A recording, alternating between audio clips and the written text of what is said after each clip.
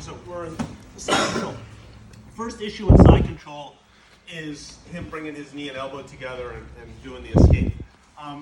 So whenever I'm in side control, if I can get this good cross face, that's going to buy me a little time from the elbow escape, right? So I grab here and I pull my elbow towards my knee, right? I pull in and I smash with my shoulder to get him to look that way. When he's looking this way, it's so much harder for him to bring his knee and elbow together on this side. It's not impossible, but it's going to slow him down, right? So that means I can worry about something else other than him regarding right away. So I get him, I pull in my elbow towards my knee, and I use my shoulder pressure here to get his, just to keep him occupied, right? Get his head pointing that way. Now, normally this is the frame that he's gonna apply the pressure with now, because even though he still has this frame, it's not gonna be as strong with the crossface here. This is where he's gonna make most of his money, right, with this frame. So I need to kill this frame. So my hand comes inside, palm up, connect my hands, and now I drive my elbow out towards about 3 o'clock, right? At the same time, my shoulder is gonna be behind this, and my head is gonna come to the mat over here. So I can drive and get my head inside his arm, inside his hand, and then now I can swim under and then get this underhook that I want, right? So the more he's pressuring here, more space he's gonna give me. If he's really defensive and tight here, I can still usually swim my hand in. But if he gives me a big push with that, that's gonna make this easier, right? Drive in, get my shoulder into it, get my head to the inside, get my underhook, and then come up here. Now from here,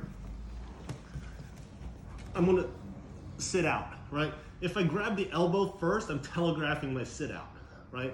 And so if he gives a good bump while I go and he brings his elbow to the mat, right now he can get his elbow and knee together, okay?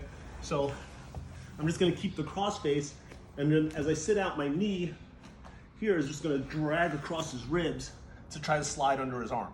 Right now I can extract my hand and start looking for this arm and either go over or go through with my knee and try to pummel it through. So I get into this crucifix position, okay? So from here, this knee is moving towards his head. This knee is moving away and down. And as I'm here, I have his arm controlled. Now, look, his head is floating, which is what I want. All my weight is across his diaphragm. This is the position I want to get to. Try to get your arm out this way. Yeah, it's hard, right? It's hard for him to get the arm out because his shoulder is up and his elbow is down. If I'm here, just pinching, he's got a lot more movement and he can start to wiggle that out. So I want to get this action here where I push his elbow down and lift his shoulder up. And that makes that uncomfortable bend. And now I can mess with his head and his posture here. Okay, I'm gonna go here and I'm gonna step over for a triangle. Now, for whatever reason, I'm like, oh, I'm not gonna get a triangle on that. My legs are too short and stocky, his neck is too huge, right? But that's the way we're gonna set it up. We're gonna go into a Kimura instead. But, let me just do the other side.